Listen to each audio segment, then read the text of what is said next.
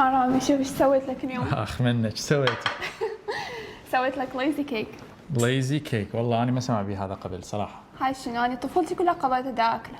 اول مره اذوقه وياك هو بس. يلا قولي لهم شلون سويتيه بالله؟ هي بس تجيب، هو ليزي كيك، ليش يصيحوا ليزي كيك؟ تعبانين؟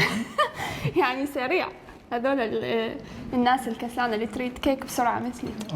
فيعني تجيب بسكت مال شاي، تقطعه، بعدين تحط حليب مكثف عليه، تموع نستله دارك شوكليت. مش قد بالمية؟ 60 لو 70. بعدين كلها تسويهم هيجي، تخبطهم وتسويها هيجي مثل كيكايه، كلها تحطها سويه. تلوفها بالورق الالمنيوم او ورق عادي، تحطها بالفريزر وثاني يوم تقصقصه وتاكله.